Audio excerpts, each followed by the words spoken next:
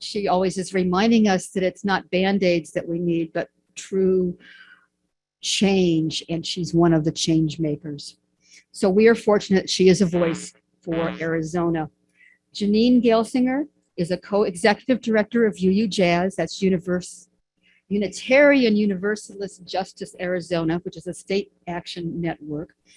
Its role is to support UUs and congregations across our entire state as we take action for social change.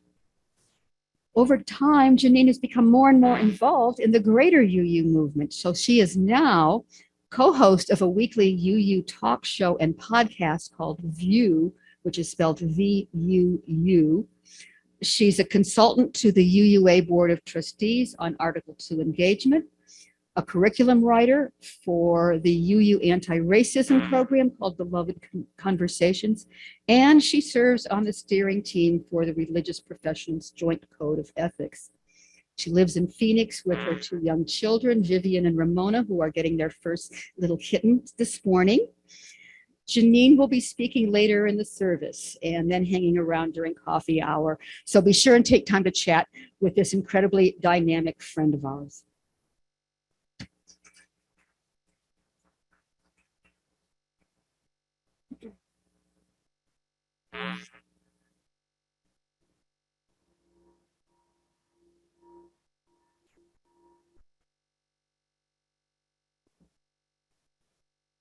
We now join our hearts and minds together for this hour of inspiration, introspection, and self-reflection.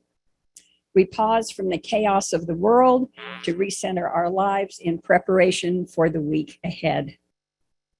We come to be lifted up to be our better selves, to inspire ourselves to choose the pathways in life which contribute to building a just and equitable world, a world that respects the interdependent web of life of which we are all a part.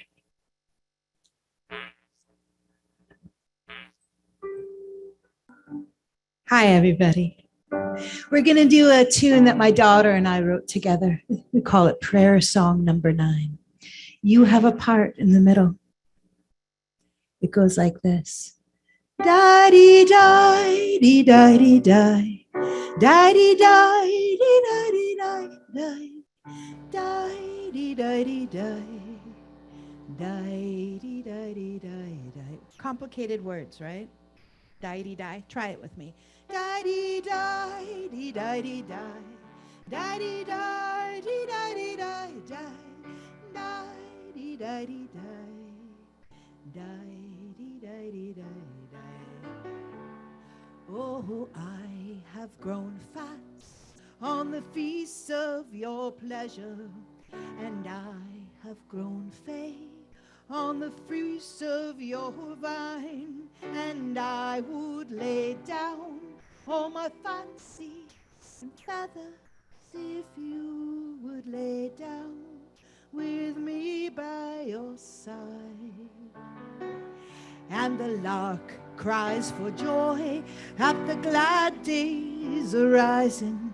The mourning dove weeps for what's lost and gone, and I would cast off all these dark gulfs that blind me and be the clear flute for the breath of your song.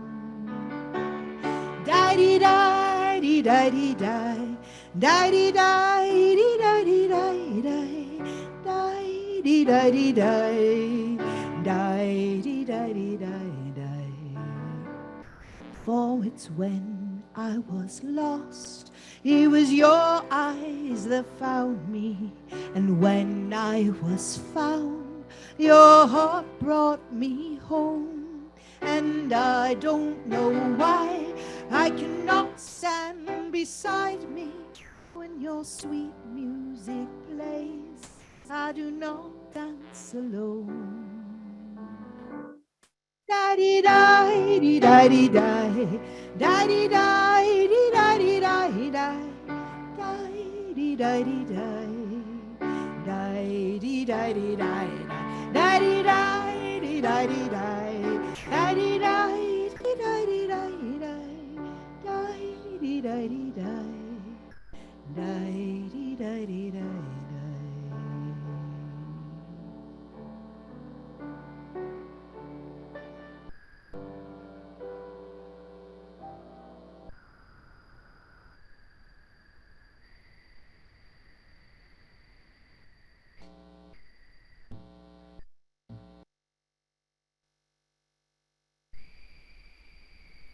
On Zoom.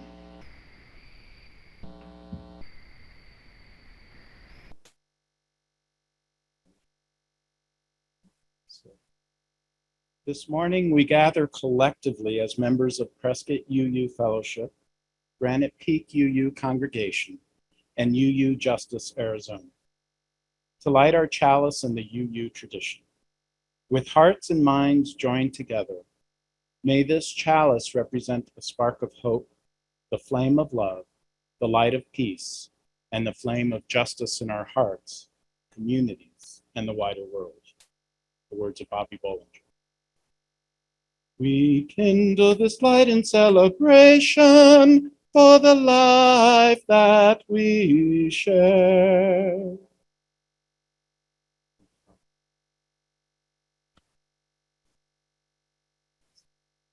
The three organizations represented here this morning each have a view of how they want to be seen in the world. UU Jazz calls them values. Your congregation calls it a covenant. Our fellowship calls it a welcome statement.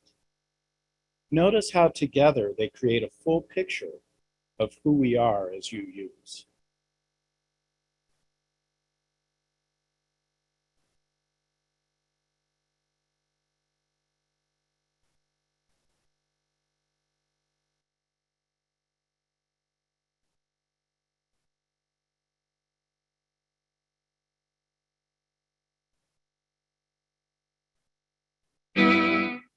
Hi, I'm Reverend Bethany Russell Lowe, and I am minister at the UU Church of Tucson, and I also serve on the UU Jazz Board.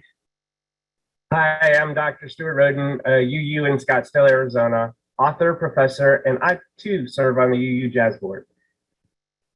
I'm Ren Manning, a UU in Tucson, Arizona, co-director of Borderlinks, facilitating education for migrant justice, and I serve on the UU Jazz Board. Hi, I'm the Reverend Anthony Umtu Johnson, minister at the Sedona Unitarian Universalists Fellowship, and I too serve on the UU Jazz Board. Len Perez could not be here tonight, but she is a member of the UU Congregation of Phoenix and also serves on the board with us. As the board, we recently created the following value statements to inform and guide our work at the Unitarian Universalist Justice Arizona Network. Learning. We learn by reflecting in community and taking action, as well as individual curiosity, effort, and dedication. The work of UU Jazz is at the growing edges, the gap between where we are as UUs and where we want to be. Courage. We strive to move beyond our comfort zones. We understand that safety isn't always possible or guaranteed, so we work from a place of bravery and encourage risk-taking. Accountability. We strive to build more restorative and transformative practices as part of our justice work. We are intentional in our engagement with punitive cultures when necessary. We take responsibility for the harm we may have currently and historically caused, and strive to build a culture where relationships can be restored and empathy can grow. We balance the transparency and confidentiality that is often required during these processes. Relationship. We organize on teams with partners and in coalitions because we know that we are better together and our well-being is intertwined. We nurture our relationships of mutual trust through clear communication and by doing what we promise, We value the emergent needs of people over adhering to established processes. Discernment. We approach our work thoughtfully to ensure alignment with our mission and vision. When our values conflict with another, we lean into complexity and don't expect a one-size-fits-all solution to every decision. Equity. We use a frame of equity instead of equality because what works for one person doesn't work for all. Seek to subvert dominant cultural norms by centering the margins and normalizing the radical. We follow the lead of directly impacted persons and organizations who are focused on taking direct action for policy and societal change. We anticipate and accommodate the needs, holding space for those who may join us. Self-awareness. We believe that everyone has a role to play in the ecosystem of justice work. There are times when some or all of us may need to listen, move back, and decenter our own experiences and priorities. We take power dynamics into consideration when deciding when to lead and when to follow. Imagination. We approach our work with an attitude of curiosity and creativity. Radical change requires us to reimagine the way things can change from the root, rather than replicating systems of oppression or maintaining the status quo. Joy. We reject the idea that justice work is only hard or tedious. It is also the path to meaning and joy in life. We approach our work and our play with a little bit of silliness, enjoy the process of doing justice, and remember to celebrate milestones, progresses, and every effort along the way. Sustainability. We prioritize sustainable work by allowing ourselves time and space to be human, to handle personal matters, care for family, take sick leave, and just plain rest.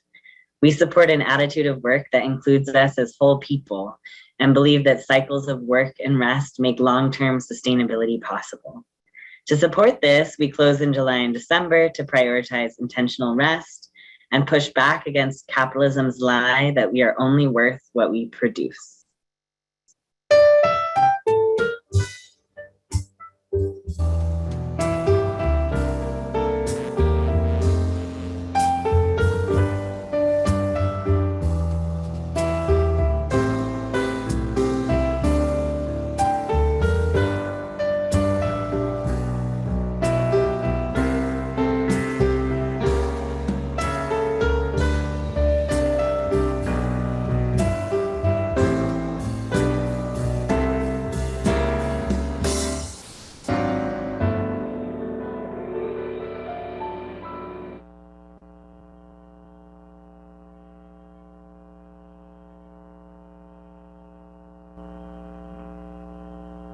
We invite you now to participate in reading of the Covenant from Granite Peak.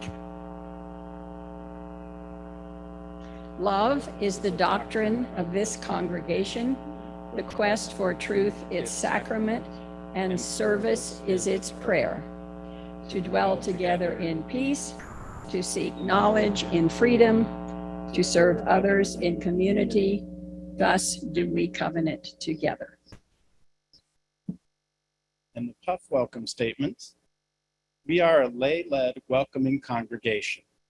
We seek to enrich our diversity and understanding by celebrating all, no matter how you present or identify, and whatever your interpretation or exploration of what may or may not exist beyond the world we perceive. We welcome you.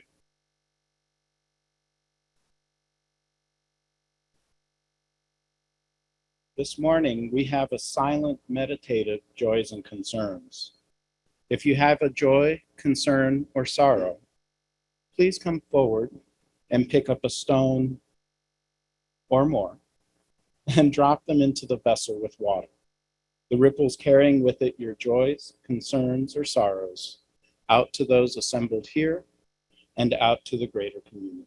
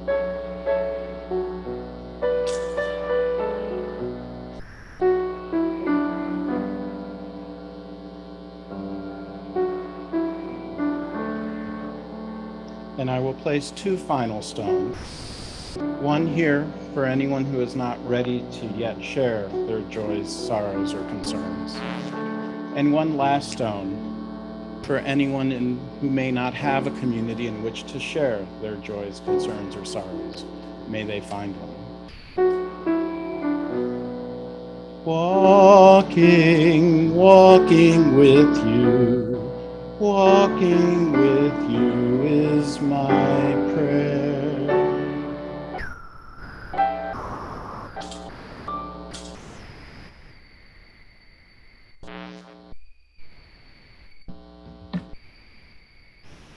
I have to preface this reading by saying I witnessed agitation at GA a few weeks ago when we did not pass a business resolution that many of the young people wished for. And they did demonstrate there was agitation. And yet we sat there and allowed that agitation to happen. We didn't call security. We didn't decry the young people or what's the world coming to. We sat there and we allowed them to be what they needed to be there. And our new president, Sophia, said she would make sure that what they asked for was going to happen. It just has to happen at a little different pace. And agitation is good. I sometimes worry about that because I get some agitation in my present life and I want to get away from it. But it really is good. Do not fear agitation, by Tanya Marcus. Do not fear agitation, for agitation is the rhythm of life itself, to be put into motion, to be stirred. Do not fear the movement that decenters what you thought, always thought, permanent. You carry within the center of your understanding the compass to show you the way. Carry with you the love that will hold you, the vision that will guide you, the relationships to all beings and the world that will ground you.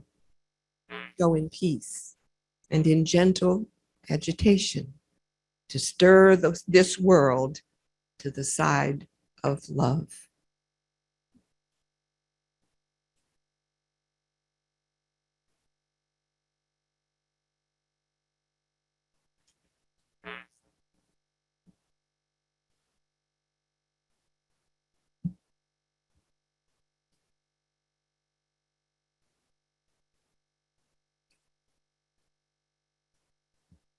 Good morning, Granite Peak. Good morning, Prescott UU Fellowship. It's so good to see both of you in the same place. I feel so lucky to be among 2 of my favorite UU congregations. No competition. Love you both. There's room to love everyone. So today I brought you a little story about a pilgrimage that I took. I heard that Reverend Patty is on a pilgrimage right now as well. A long time ago, I was in a class about spiritual practices for UUs. And one of the things suggested was a pilgrimage. And I got to thinking, well, what could a UU pilgrimage be? I don't know if like a journey to a holy land is part of my spirituality or theology. So I got to take one to Memphis, Tennessee, to see the Civil Rights Museum at the Lorraine Motel. And that was my UU Justice pilgrimage that I went on this spring. And I had studied the Civil Rights era, all good organizers should, but being at the museum, I learned a lot of things. And I tried to look for threads that I could bring back and apply to our current organizing today. So I thought I'd talk a little bit about what I learned while I was at the museum. So the first thing that I thought was significant was that even though the Civil Rights Museum at the Lorraine Motel is the site of Martin Luther King Jr.'s assassination, the museum wasn't just about MLK. And as I walked through, I was amazed and impressed about the way that they centered not just one leader of the civil rights movement, but all of the leaders in front and behind the scenes. And that's so significant to our organizing work today, because I think sometimes in the US, we tend to like a messianic narrative, right? That MLK came down from the sky and waved a magic wand, and then racism was gone. And we know that's not what happened, right? But he was so charismatic of a leader and such a wonderful speaker that it's easy to drum up his image when we think of the civil rights movement and think that they're the same, that MLK really led that movement. That's not really how it happened, right? This was a movement that was decentralized. It was a bunch of small grassroots actions, from bus boycotts to counter sit-ins. It was people doing action in their own small communities. And then eventually they asked MLK, since he was a wonderful speaker and minister, if he would start doing some of the speeches at the front. And he played that role in the movement, but he wasn't the only one. The museum told the story of SNCC, right? The Student Nonviolent Coordinating Committee, and Ella Baker and her work there. I also got to see a display of the bus where Rosa Parks did her famous protest. And the story of that can be kind of messianic too, right? It can tell a story of Rosa Parks who just one day was fed up and had enough and sat down and refused to move. That's also not how that happened. Rosa Parks trained for 2 weeks at the Highlander Center, and her action on the bus was a coordinated effort that was planned in order to challenge desegregation laws. And she didn't do it alone. She did it with a network of people who planned how that was going to go. And in fact, they had tried it 6 months before with Claudette Colvin, but because she didn't get arrested for segregation law, they couldn't use her arrest to challenge it. And I know some of you know this already, but telling these stories is important because we tend to tell a story in social justice movement work about one hero, that one person who has magical courage, way more than we could ever have. And that person is going to go fix the social justice movement. But what could I do? And so lifting up the stories at the museum of people like my personal UU patron saint, Viola Liuzzu, who was a UU. She was a white woman in her 40s. This is why she's my patron saint a little bit. A white woman in her 40s who lived in Detroit, had 5 children, and she was inspired by what she saw happening in Selma to go down and support. But she wasn't a speaker or a leader. She drove back and forth from the bridge to the church, giving people rides, bringing people sandwiches, and making sure everyone had what they needed. And a lot of us do our justice work in that way, right? When UJazz traveled to Minnesota, some of us locked down to pipelines and protested the desecration of the Mississippi River by an oil company that was setting up pipelines on Anishinaabe treaty land. But did everyone that went with us lock down to the pipeline? No. I've got little kids at home. I'm too old to be sitting locked down to a pipeline for 12 hours. I went there to run jail support from a hotel room and coordinate who all got arrested, make sure I had their list, who's their emergency contact, who needs to know that their person is in jail, and how do we make sure we have all their favorite snacks and drinks to pick them up when they're released. Movement takes everyone. Another thing I learned at the museum was I looked for any mention of a politician. And so as I traveled through the exhibits, I noticed there was one about the phone calls that took place between JFK and MLK. And they surprised me a little bit. I don't know why I keep getting surprised, but they did surprise me a little bit because some of the phone calls were, you know, Martin, I believe in what you're doing. And yes, it needs to happen, but it's just not the right time. Would you slow down a little bit? And, you know, I agree with your message, but it's the way you're doing it. You're causing so much trouble. Do you think you could just tone it down? Does that sound familiar to anyone? Yeah, me too. It hasn't changed much, has it? And even LBJ, who eventually signed the Civil Rights Act in 1965, it didn't come from his head, right? It wasn't just an idea that a politician had. He signed that act because of years and years and years of people pushing politicians till they had no choice but to do the right thing. And this holds true today, right? This is why we UU the vote, because we know that there's no political party that actually holds completely true to our values. One of my favorite organizing phrases is, we elect targets, not saviors. We vote for the people we want to put in office that we think are the best targets that we can then organize and move and push to do the things that reflect our values. Because we know that with our system today and all of the money involved and all of the influence involved, we can't just sit around and wait for politicians to make things better. It's never been how change has happened. And the civil rights movement shows that.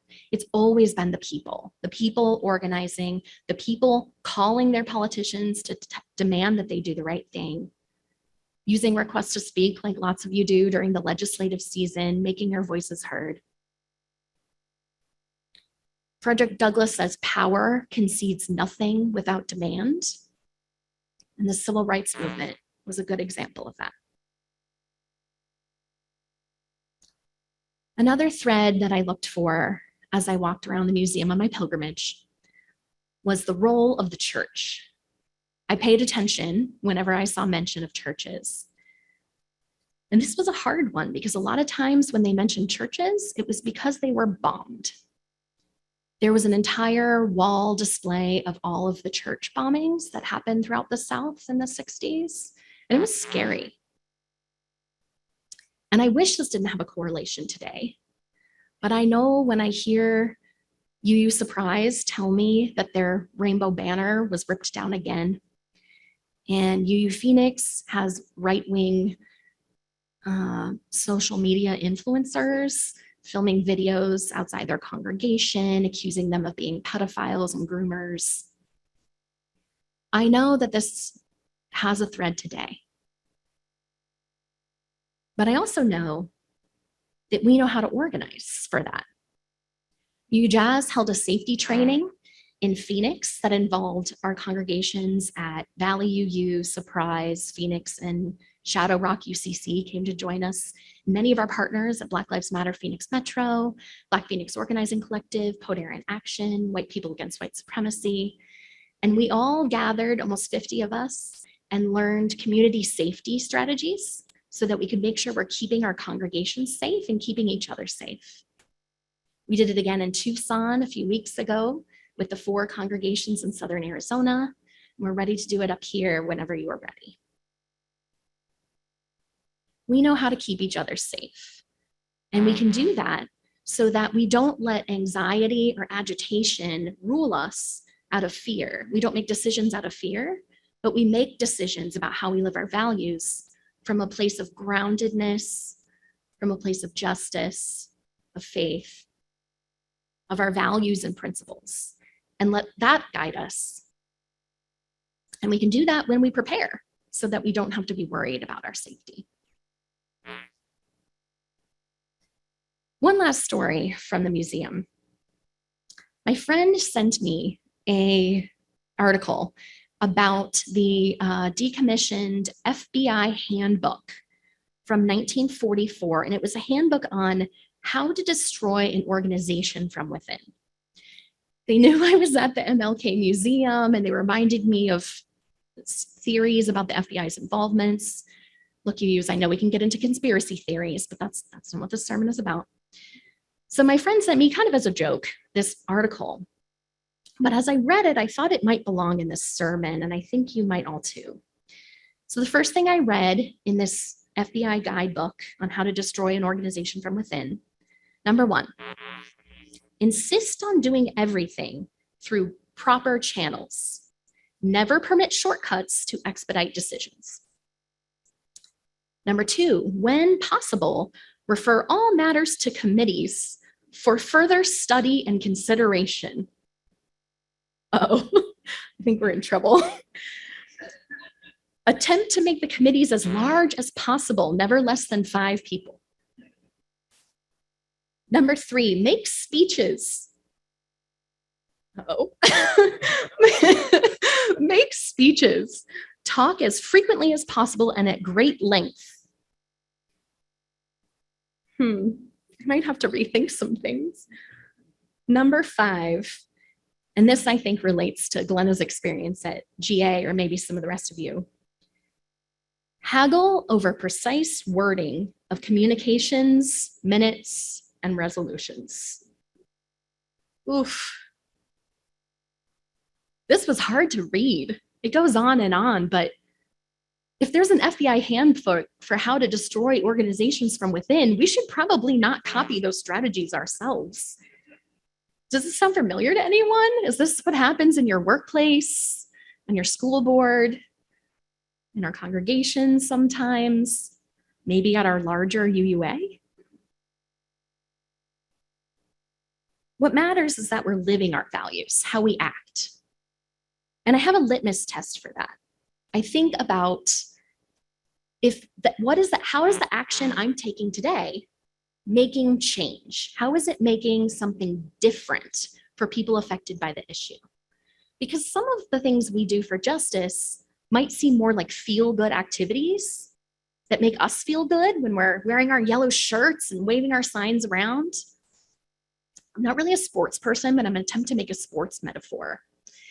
Sometimes it can feel like we put on our yellow UU Jazz shirts or our Side with Love shirts, and it says Side with Love, and it almost feels like we're putting on a jersey, right? I'm on this team. And being on that team makes us feel good. We're on the right side, or the left side, maybe. And we feel good about that, right? We're on the right team, but social justice is a team sport. It has to be done on the field. It's not for spectators. And there's ways for all of us to get involved. Not all of us have to chain ourselves to the pipeline, but there's always something we can do. Write a postcard, make a phone call, donate some money, be engaged in whatever way that works for us. Because social justice takes all of us. MLK had some things to say about the role of the church in social justice too. And he wasn't easy on us, was he? In 1967, he says, "The church must be reminded that it is not the master or the servant of the state, but rather the conscience of the state, and never its tool. If the church does not recapture its prophetic zeal, it will become an irrelevant social club without moral or spiritual authority." Oof. But we're not a social club, are we? Granite Peak, Puff? No, that's not what we're here for, right? We come together in community to support each other on our own spiritual paths and to make justice happen in the world, to live out our values in the world. And sometimes it's hard. I know some of you feel discouraged with me sometimes. We feel like we're not doing enough, or other people aren't doing enough, or we get stuck in our own guilt, right? Like, I wish I could do more, but things are hard. I have family to take care of. COVID has hit my community. And it can be frustrating, but this is what I know. This is what keeps me going. Love is a verb. And I know that because in March, 45 people gathered in Tucson from all across the state, a lot of you from here in Prescott, and trained to be sex educators through our OWL program. Because we said, if we won't teach sex ed in our schools because the legislature can't, well, I was going to say something actually. The legislature can't pull their head out of the sand. We'll go with that one. Then we will teach sex ed in our churches to make sure that everyone has bodily autonomy, knows how to keep themselves safe, and knows how to make consensual decisions. That's how I know love is a verb. I know that love is a verb through actions because in 2020, during the pandemic and the uprisings, 3,000 UUs signed up to take Beloved Conversations, our anti-racism program, virtually. 3,000, we had only prepared for like 300. We had to hire 12 more staff. 3,000 of you said, I'm going to spend this year where I'm locked inside, making sure that I'm deepening my commitment to anti-racism. That's how I know love is a verb. And I know love is a verb the last time I came to visit you at Prescott Pride, when so many of you were out at the park, making sure that people knew there was a welcoming place for them to be in both of your communities, that we as a faith support that not only are LGBTQ people welcome or tolerated, but LGBTQ people are divine. They belong. We are a source of joy and made in recognition of our Creator. I know that love is a verb because so many of you support UU Jazz monetarily so that I could spend some time over the last 9 months at the IRC's Welcome Center for Refugees and Asylum Seekers in Phoenix. They asked, because we know how to organize church people, if we would come and reorganize their volunteer program, where volunteers from all over the valley and from the state sometimes come to support refugees and asylum seekers. And we were able to do that work because we know that making justice in the world is part of your values and how we live our faith in action. I know love is a verb because in 2022, so many of the congregations included themselves in our UU the Vote program nationally. And we worked as poll watchers, as poll workers. We wrote postcards and phone banked and canvassed and knocked on doors. We called our representatives. We made sure our friends were voting. And 4 of the congregations in Arizona earned the status of good trouble congregations. There were only 24 nationally, and 4 of them were here in Arizona. Yeah, good job. And here in Arizona, we know that politicians aren't our saviors, right? Because the biggest ballot win statewide in 2022 was Healthcare Rising, a ballot initiative made by the people that got 72% a yes vote. That's higher than any other candidate on the ballot. But that was a people's initiative, written by the people, circulated petitions by the people, voted for by the people. And that happens in Arizona because of your work. How many of you signed a Save Our Schools petition, circulated Outlaw Dirty Money or Stop Dark Money, those petitions for years? There's so much work that happens by all of you on this groundwork level, and that's how I know love is a verb. I know love is a verb when I show up to a school board meeting and I see other UUs there saying, no, you will not ban books for our children. This is against our values. And if you're going to do that in the name of religion, well, I'm a religious leader too. And it's against my religion for you to deny children the opportunity to learn and to see themselves reflected in the books that they read.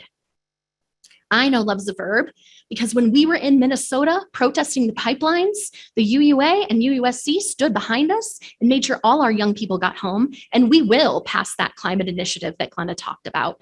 It's going to take more than this year, but 33% of you agreed that the UUA needs to divest their investments from oil pipelines to really live our values, and we will get it done. I know that love is a verb because as UU Jazz, we sit on a statewide LGBTQ coalition, and for the past 5 years in a row, we have beat back every anti-trans bill the legislature tried to pass.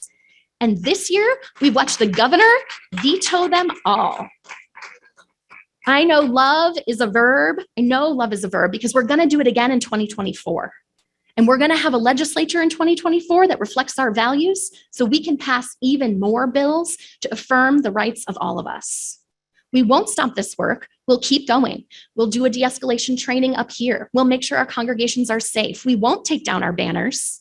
And we will continue to live out our values in public because love is a verb. Say it with me. Love is a verb. Yes. Thank you.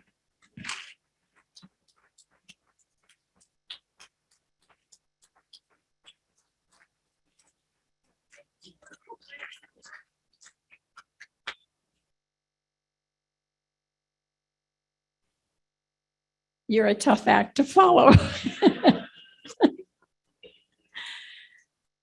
Recentering a little bit. In recognition and appreciation of the gifts we receive from our respective congregations, we now take our morning offering in support of our beloved communities. Our congregations give voice to the wider community regarding our shared UU values. In addition to our weekly offering, Granite Peak also supports nonprofits in the Quad City areas that contribute to the well-being and care of community members. That's why love is a verb. July's recipient is the Coalition for Compassion and Justice. You may read about them more in your order of service or orders of service in the foyer if you didn't get one. Morning offering will now be taken.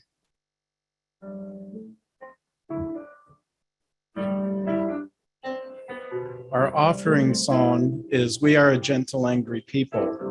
When Meg and I were chatting this week about the service, she said, "Justice-seeking people." And I said, I know which song we should sing.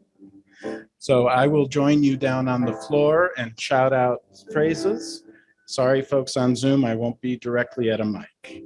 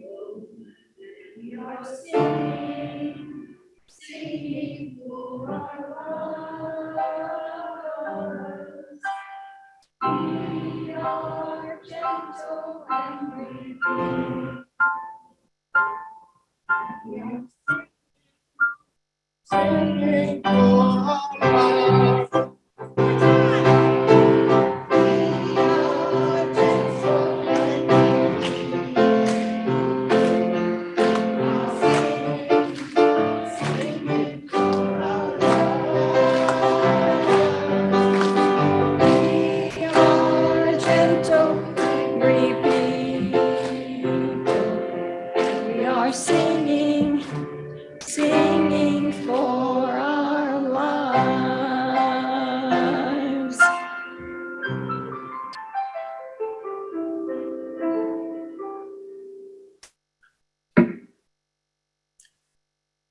We thank you for your contributions. What is given in love is received with much gratitude.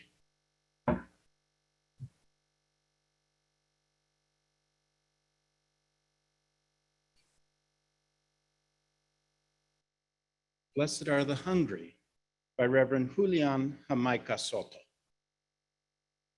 I know that you are hungry for justice, and sometimes when you fail, it feels like the time when you open the refrigerator door, look inside, and close it, nothing having met your appetite. But there is always trying again. There is the fact that one just act is the beginning, and together we can build another. The gnawing hunger for a different future is one that we feed in the present. Your diligence, your tenacity, your willingness to learn, not just know, but also do.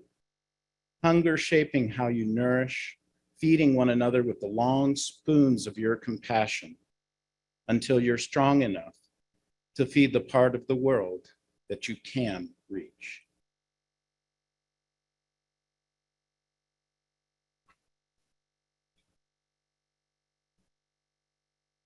With the extinguishing of our chalice, our worship time has ended.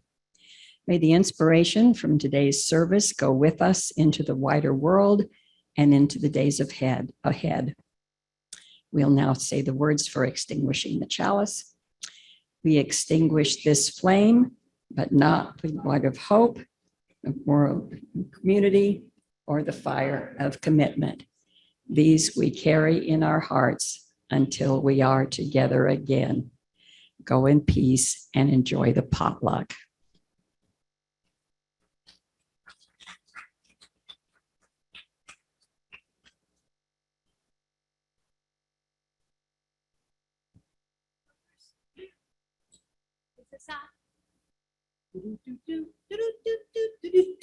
Oh, good. But first, sing this song with me.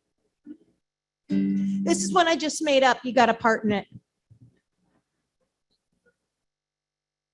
It's called, I don't want to be in front of y'all because y'all got to sing.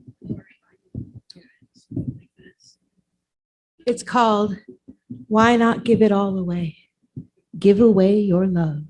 I thought that would be fitting for you, Janine. For us all. It was inspired by passing one of those pawn shops on the road, because it starts like this. Buy, sell, trade, steal or borrow. It's here today, gone tomorrow. Whichever way you play, you're bound for sorrow. Why not give it all away? Give away your love. Why not give it all away? Give away your love. That's your part. Try it. Why not give it all away? Give away your love. Why not give it all away? Give away your love. Well, I know we know it's strange, all this faking. I know we're all deranged. We all are breaking, holding on so tight, 'cause the earth is shaking. Why not give it all away? Give away your love. Why not give it all away? Give it away your love. It don't do you no good up on the shelf. It don't do no one no good. Keep it all to yourself. Wise folk always saying, if you really want to live, you gotta learn how to love, learn how to give. All right, this is your second part, because we're going to jam it at the end, so learn it well. It goes like this. You go, give, give, give it all away. Give, give, give it all away. Give, give, give it all away. Give, give, give it. Now there's room for harmonies. Give, give it all away. Give, give it all away. Give it love, love, love, love. You keep on your part. Good, loud. Love. Keep it on going. Give it love, love, love, love, love. Give it love, give it love, love, love, love, love. Give it love, give it love, love, love, love, love. Give it love, give it love, love, love, love, love. Well, you can't take it with you. So what you need it for? All the money, houses, cars, and toys, and more and more and more and more. Give it away. You'll find you're never poor. Why not give it all away? Give away your love. Why not give it all away? Give away your love. It don't do you no good up on the shelf. It don't do no one no good. Keep it all yourself. Folk always saying, if you really want to live, you gotta learn how to love. Learn how to give, give, give it all away. Give, give it all away. Give me some percussion. Give it all away. Give it all away. Give it love, love, love, love, love. Give it love, love, love, love, love. Give it love, love, love, love, love, love. Give it love, give it